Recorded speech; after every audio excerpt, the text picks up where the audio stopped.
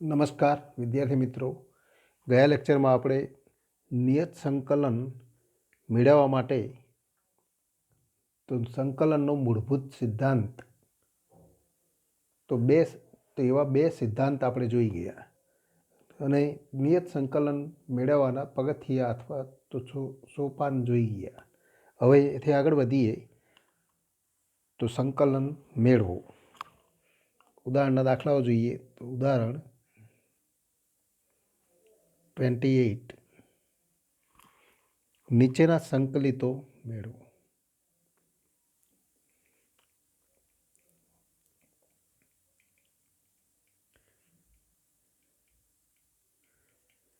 Number 1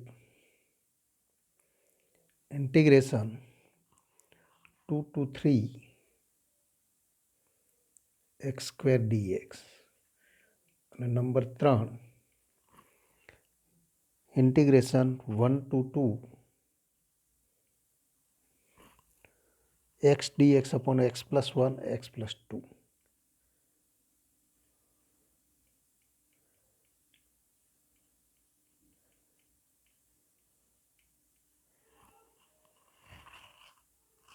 તો અહીં આપણે જોઈએ કે સંકલન નિયત સંકલન કે જે અનિયત સંકલન દ્વારા આપણે મેળવી શકીએ.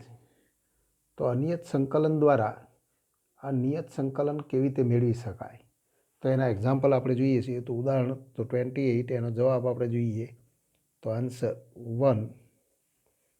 તો અહીં integration 2 to 3 x square dx મેળવો. આપણે કહી શકીએ કે fx equal to x square છે. તો અહીં તો હવે તો સૌ પ્રથમ ઇન્ટિગ્રેશન એક્સ સ્ક્વેર ડીએક્સ મેળવી દો. પણ x square d x equal to તો x cube upon 3 plus C આપણે લખવાની જરૂર નથી, તો એને આપણે કેપિટલ એફએક્સ કહીશું. તો વિધેય એફનું નિયત સંકલન મેળવવા માટે અનિયત સંકલનનો ઉપયોગ કરીએ. તો માટે આઈ ઇક્વલ ટુ તો માટે માગેલું સંકલન આઈ અને આપણે આઈ વડે દર્શાવીએ તો કોઈ વાંધો નથી. તો આઈ ઇક્વલ ટુ તો આપણે લખી શકીએ એફએક્સ એ ટુ બી, એટલે કે તો એફએક્સ એ ટુ બી, પણ એ અને બીની કિંમત કઈ છે તો 2 to 3 અને equal to F of 3 minus F of 2. પણ એફ ઓફ 3 ઇક્વલ ટુ તો 3નો ક્યુબ અપોન 3 એટલે કે 3નો સ્ક્વેર એટલે કે 9, તો 27 અપોન 3 થાય. માઇનસ એફ ઓફ 2 તો 2નો ક્યુબ 8 અપોન 2 અને ઇક્વલ ટુ 9 માઇનસ તો 4 અને ઇક્વલ ટુ તો 5. માટે આપણે કહી શકીએ કે માગેલું સંકલન તો આપણે મેળવી શકીએ અહીંયા 8 અપોન 2 નહીં પણ 8 અપોન 3 અને 8 અપોન 3 કરીએ તો 27 માઇનસ 8 આપણે તો આ ગણતરીમાં તો સુધારો કરી દઈએ ઇક્વલ ટુ 5 નહીં મળે પણ 27 માઇનસ 8 એટલે કે તો 19 અપોન 3. તો આ માગેલું નિયત સંકલન થાય. હવે નંબર 3 તો આન્સર નંબર 3 તો આન્સર 3 તો આઈ ઇક્વલ ટુ તો અહીં I equal to integration 1 to 2 x upon x plus 1 into x plus 2 d x આપણે મેળવ્યું. તો હવે તો સૌ પ્રથમ પહેલું સ્ટેપ તો એનું અનિયત સંકલન મેળવી દો x upon x plus 1 into x plus 2 dx. પણ આનું સંકલન મેળવવા માટે તો આપણે અગાઉ જોઈ ગયા કે આંશિક અપૂર્ણાંકની રીતનો ઉપયોગ થાય. તો આંશિક અપૂર્ણાંકની રીતનો ઉપયોગથી આપણે ગણતરી કરીશું. તો આંશિક અપૂર્ણાંકની રીતે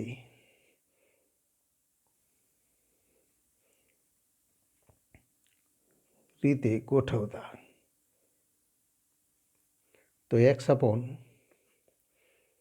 x plus 1 into x plus 2 અને ઇક્વલ ટુ તો A upon x plus 1 plus B upon x plus 2 અને માટે તો x equal to A into x plus 2 plus B into x plus 1. તો આ સમીકરણમાં અથવા સૂત્રમાં તો એક્સ ઇક્વલ ટુ તો -1 લેતા, જો એક્સ ઇક્વલ ટુ -1 લઈએ તો એની કિંમત મળે તો આપણે લખી શકીએ કે -1 ઇક્વલ ટુ 2 - 1 એટલે કે તો ઇક્વલ ટુ એ, અને માટે એ ઇક્વલ ટુ -1, તો -1 ઇક્વલ ટુ એ મળે. તથા હવે એક્સની કિંમત -2 લેતા, તો એક્સની કિંમત -2 લઈએ તો -2 ઇક્વલ ટુ -2 પ્લસ 1 એટલે કે -b, અને ઇમ્પ્લાઇઝ બી ઇક્વલ ટુ તો 2, તો બીની કિંમત 2 મળે. અને માટે આપણે કહી શકીએ કે માટે તો આનું અનિયત સંકલન આપણે મેળવવાનું હતું, તો integration x upon x plus 1 into x plus 2 dx, અને ઇક્વલ ટુ એ એટલે કે -1 અપોન એક્સ પ્લસ 1 તો ઇન્ટિગ્રેશન તો ડીએક્સ પ્લસ બી એટલે કે 2 into integration 1 upon x plus 2 dx, અને ઇક્વલ ટુ માઇનસ ચિહ્ન બહાર લઈ લઈએ તો માઇનસ લોગ માના x plus 1 plus 2 into log માના એક્સ પ્લસ 2 થાય. હવે અહીંયા અચળાંકનો ઉપયોગ કરીશું નહીં, અને ઇક્વલ ટુ આપણે લખી શકીએ કે લોગ તો n log x equal to log x plus 2નો સ્ક્વેર, તો લોગ માનાંક એક્સ પ્લસ 2નો સ્ક્વેર અપોન એક્સ પ્લસ 1, તો log A minus log B એટલે કે તો આવું સ્વરૂપ મળે, અને એને આપણે તો એફ એક્સ કહીશું. અને માટે આપણે લખી શકીએ માટે I equal to F x A to B, પણ એ અને બીની કિંમત કઈ છે તો 1 to 2, અને equal to F of 2 minus F of 1, અને ઇક્વલ ટુ તો એફ ઓફ 2 લઈએ ત્યારે લોગ માના 2 પ્લસ 2 4નો તો સ્ક્વેર એટલે કે 16 અપોન 2 પ્લસ 1 તો 3, તો 2 પ્લસ 2 4નો વર્ગ એટલે કે 16 અપોન 2 પ્લસ 1 તો 3 માઇનસ લોગ માના એક્સની કિંમત 1 લખીએ તો 3નો વર્ગ એટલે કે 9 અપોન 2, તો 9 અપોન તો 2, log A minus log B equal to log A upon B, તો 16 અપોન 3 ઇન્ટુ તો 9 અપોન 2, અને ઇક્વલ ટુ તો લોગ માના તો અહીંયા સાદુરૂપ આપીએ તો 32 અપોન 27, તો ઇક્વલ ટુ લોગ 32 અપોન 27 એ માગેલું તો નિયત સંકલન થાય એમ આપણે કહી શકીએ. એના આપણે માનાંક દૂર કરીને પણ લખી શકીએ, એટલે કે equal to log of 32 upon 27, કારણ કે માનાંક લઈએ તો 16 અપોન 3નો માનાંક તો 16 અપોન 3 અને 9 અપોન 2, તો સીધું આપણે તો એ નિરૂપણ મેળવી શકીએ.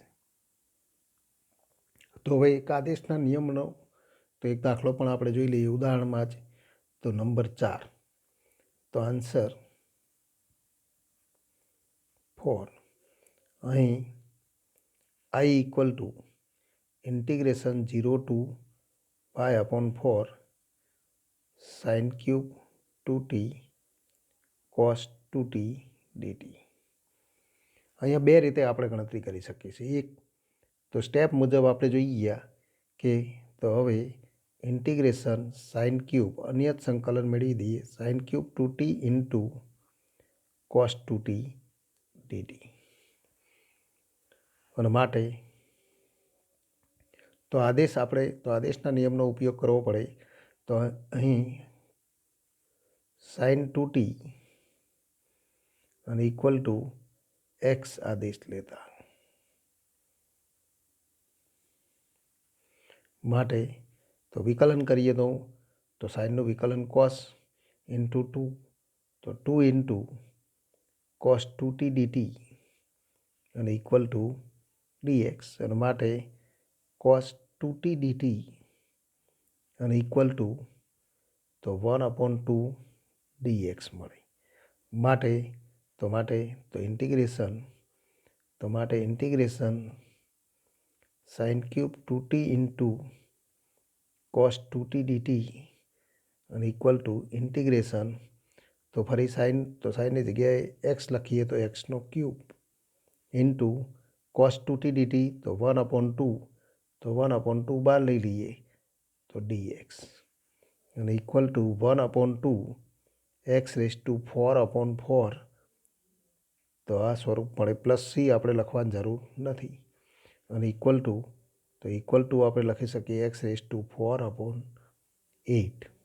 પણ ફરી તો મૂળ ચલમાં એનું નિરૂપણ કરો.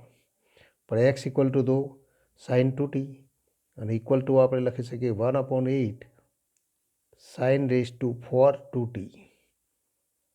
તો આ માગેલું તો ટી સ્વરૂપમાં સંકલન મળે. એનો અર્થ કે આદેશના નિયમનો ઉપયોગ કરીએ ત્યારે તો આદેશ દ્વારા નવા ચલમાં નિરૂપણ કરી એનું જે સંકલન મળે એ સંકલનનું ફરી તો મૂળ સ્વરૂપ એટલે કે મૂળ ચલમાં રૂપાંતર કરો. હવે તો એને આપણે તો ઇક્વલ ટુ f(t) લેતા તો આને આપણે f(t) લઈશું અને માટે તો i equal to f(t) 0 to π/4 અને ઇક્વલ ટુ તો 1/8 તો સામાન્ય લઈ લઈએ તો sin⁴ 2 ઇન્ટુ π/4 એટલે કે sin⁴π/2 માઇનસ અથવા તો આ પદ લખીએ તો -1/8 ફરી આપણે લખી શકીએ sin⁴ 0. તો આવું સ્વરૂપ મળે f(π/4 માઇનસ f(0) અને ઇક્વલ ટુ તો ફરી sin 0 = 0 પણ sin π/2 = 1 તો 1/8 - 0 એટલે કે ઇક્વલ ટુ 1/8 માટે i = 1/8. તો આ માગેલું નિયત સંકલન થાય. પણ આ જ ગણતરી આપણે તો જ્યારે આદેશના નિયમનો ઉપયોગ કરીએ ત્યારે સીધી પણ ગણતરી કરી શકીએ. sin 2t = x તો નવા ચલ એક્સમાં નિરૂપણ કરીએ ત્યારે તો ટીની કિંમતને અનુરૂપ એક્સની કિંમત મેળવવી પડે. તો ટી જ્યારે 0 હોય ત્યારે એક્સ કઈ કિંમત ધારણ કરે તો t 0 ત્યારે x = 0 અને t = π/4 હોય ત્યારે x = 1. તો આ વિધેય માટે આના આપણે fx તરીકે લઈ 0 થી 1માં આપણે કિંમત લખી દઈએ તો પણ માગેલું તો નિરૂપણ મળે. એટલે કે અહીંથી આપણી ગણતરીની રીત બદલાય કે sin 2t = x આદેશ લેતા તો હવે જ્યારે તો t = 0 ત્યારે x = 0 અને t = π/4 ત્યારે x = 1.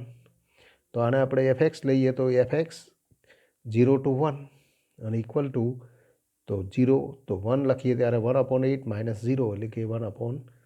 તો આટલી ગણતરી આપણી બદલાય. એટલે બીજી રીત આપણે લખીએ કે બીજી રીતમાં આપણે આટલી ફેરફાર કરીશું કે જ્યારે t = 0 ત્યારે x = 0 અને t = π/4 હોય ત્યારે x = 1 મળે અને માટે તો ફરી આપણે લખી શકીએ કે i તો માટે આપણે લખી શકીએ કે i = આને આપણે તો fx તરીકે ત્યારે લઈશું તો પરંતુ fx = x⁴/8 હતા માટે તો i = આપણે લખી શકીએ fx 0 to 1. તો જ્યારે 0 to π/4 હતા તો એક્સની કિંમત 0 to 1 છે માટે 0 to 1 અને ઇક્વલ ટુ f(1 - f(0) પણ fx = x⁴ એટલે કે તો 1/8 - 0 અને ઇક્વલ ટુ 1/8. એનો અર્થ કે આ ગણતરી આપણે ફરીથી કરવાની જરૂર રહેતી નથી. મૂળ ચલમાં નિરૂપણ લખી અને વિધેય લખવાની જરૂર પડતી નથી. આદેશ દ્વારા તો ચલમાં પરિવર્તન થાય ત્યારે તો નવા ચલ માટે પણ નવી સીમાઓ આપણે દાખલ કરી શકીએ. અને એ જ ચલ સ્વરૂપમાં જે તો સંકલન મળે એ સંકલન માટે આ નવી સીમાઓનો ઉપયોગ કરી અને આપેલા વિધેયનું નિયત સંકલન મેળવી શકાય. તો આગળ વધીએ તો સ્વાધ્યાય 7.9 એમાં તો આપણે એક્ઝામ્પલ જોઈએ કે example 1 integration -1 to 1 x+1 dx મેળવો. તો આન્સર તો આ સંકલન આપણે મેળવવું છે તો અહીં આપણે લખી શકીએ i = integration -1 to 1 x+1 dx. તો હવે તો ઇન્ટિગ્રેશન x+1 dx તો અનિયત સંકલન મેળવી દો અને ઇક્વલ ટુ તો x² પ્લસ એક્સ તો ઇક્વલ ટુ fxનો અને માટે તો i = fx a to b નિયત સંકલન સીમાઓ કઈ છે -1 to 1 અને equal two f(1) - f(-1). f(1) = 1/2 plus 1 minus f(-1) તો 1/2 minus 1 અને equal two 1/2 minus 1/2 cancel 1 minus minus plus તો +2 તો ઇક્વલ ટુ 2. તો આ માગેલું નિયત સંકલન. હવેથી આગળ વધીએ તો example 3 integration 1 to 2 4x³ - 5x² plus 4x³ - 5x²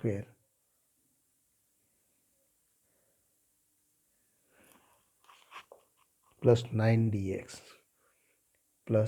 9 dx મેળવો. આન્સર તો અહીં આપણે લખી શકીએ i = integration 1 to 2 4x³ - 5x² plus 9 dx. તો હવે integration 4x³ - 5x² plus 9 dx મેળવી દો અને equal two 4 into x⁴/4 minus 5 into x³/3 plus 9 into x and equal to x⁴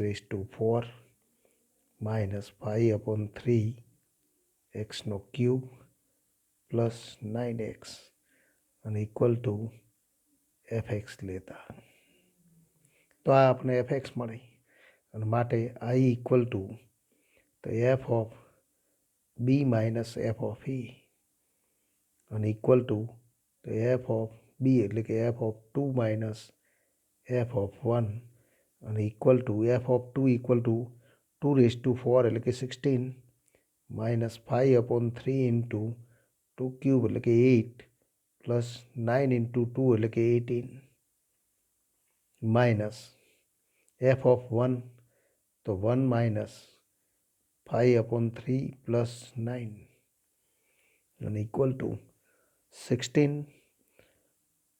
plus 18 એટલે કે તો 34 તો 34 minus તો 40/3 minus 9 plus 1 10 minus 5/3 તો 3 લસા લઈએ તો 10 into 3 30 minus 5 એટલે કે 25/3 અને ઇક્વલ ટુ તો 34 minus આ બંનેનો સરવાળો કરીએ -40 minus 25 તો -65/3 અને ઇક્વલ ટુ ફરી 3 લસા લઈ લઈએ તો 34 into 3 એટલે કે 100 તો 2 minus 65 and equal to 37/3 તો આ માગેલું નિયત સંકલન. ટૂંકમાં આ નિયત સંકલન મેળવવા માટે તો ત્યારબાદ આપણે તો આંકડાકીય ગણતરીઓ જ કરવાની છે, એ બાબત ધ્યાનમાં રાખીશું. પણ રીત આપણે જોઈ ગયા એ પ્રમાણે અનિયત સંકલનની મદદથી આપેલ વિધેયનું સૌપ્રથમ અનિયત સંકલન મેળવો, એને એફએક્સ કહી એટલે કે પ્રતિવિકલન મેળવો એની તો એનું ઉર્ધ્વસીમા અને અર્ધસીમા આગળ મળતા મૂલ્યનો તફાવત એ માગેલું નિયત સંકલન થાય. એનો અર્થ કે અનિયત સંકલનમાં આપણે આ બધા જ દાખલાઓ જોઈ ગયા, તો નિયત સંકલનમાં માત્ર એનું પુનરાવર્તન કરવાનું. તો એથી આગળ વધીએ તો અહીં આપણે જોઈ શકીએ છીએ કે example 5 integration 0 to pi upon 2 cos 2x dx મેળવો. તો i equal to integration 0 to pi upon 2 cos તો 2x dx. હવે તો સૌ પ્રથમ અનિયત સંકલન મેળવીશું cos 2x dx અને ઇક્વલ ટુ cos 2xનું સંકલન તો આપણે જાણીએ છીએ કે sin 2x અપોન 2 અને ઇક્વલ ટુ તો fx લો અને માટે i ઇક્વલ ટુ આપણે લખી શકીએ f of b minus f of a અને ઇક્વલ ટુ પણ a અને bની કિંમત કઈ છે તો f ઓફ તો પાય અપોન 2 માઇનસ f ઓફ 0 અને ઇક્વલ ટુ પણ f ઓફ તો પાય અપોન 2 એટલે કે સાઇન પાય અપોન 2 સાઇન 2 પાય અપોન 2 એટલે કે સાઇન પાય અપોન 2 માઇનસ સાઇન 0 અપોન તો 0 અપોન 2 અને equal to sign pi equal to તો 0 અને સાઇન 0 ઇક્વલ ટુ પણ 0 તો 0 માઇનસ 0 અને ઇક્વલ ટુ 0. તો આ માગેલું નિયત સંકલન. પણ ટૂંકમાં નિયત સંકલન મેળવવા માટે આપેલા વિધેય માટે અનિયત સંકલન મેળવી ઉર્ધ્વસીમા અને અર્ધસીમા આગળ મળતા મૂલ્યનું આપણે તો તફાવત મેળવીએ, તો એનો આપણે ઉપયોગ કરીએ. હવે એથી આગળ વધીએ તો એક્ઝામ્પલ નંબર તો 7. 7મો એક્ઝામ્પલ જુઓ કે ઇન્ટિગ્રેશન 0 to પાય અપોન 4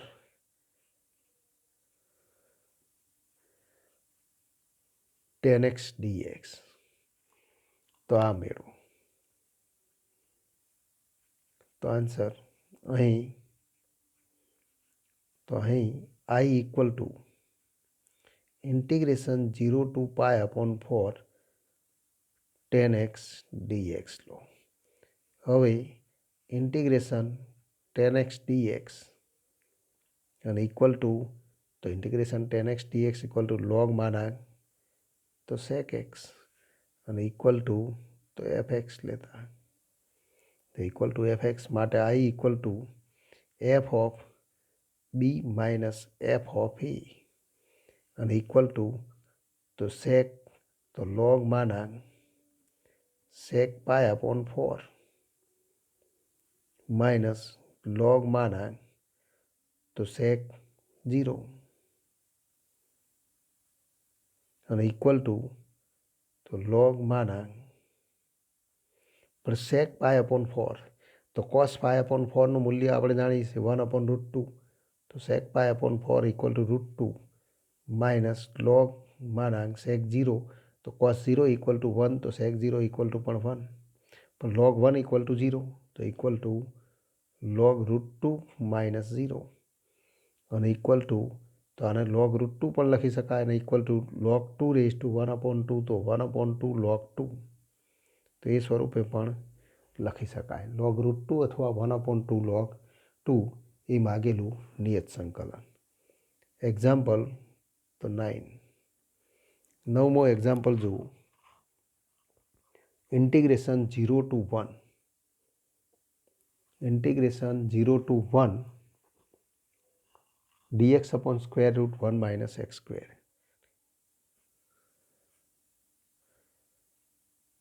તો આ મેળવો. આન્સર તો અહીં i equal to integration 0 to 1 dx upon square root 1 minus x square. તો એને આપણે i કહીશું. 0 to 1 આ સ્વરૂપ છે dx upon square root 1 minus x square. તો આનું સંકલન મેળવવા માટે તો અનિયત સંકલન પહેલાં મેળવી દો dx upon square root 1 minus x square અને ઇક્વલ ટુ, પણ આ તો સાઇન ઇન્વર્સ એક્સનું વિકલન છે, તો equal to sine inverse x અને ઇક્વલ ટુ તો એફ એક્સ. અને માટે તો I equal to F B minus F A, પણ એફ બી તો F of 1 minus F of 0 અને ઇક્વલ ટુ આપણે લખી શકીએ સાઇન ઇન્વર્સ તો 1 માઇનસ સાઇન ઇન્વર્સ 0, પણ સાઇન ઇન્વર્સ 1 ઇક્વલ ટુ તો પાય અપોન 2 માઇનસ સાઇન ઇન્વર્સ 0 એટલે કે 0, તો ઇક્વલ ટુ પાય અપોન 2. તો આ માગેલું નિયત સંકલન થાય.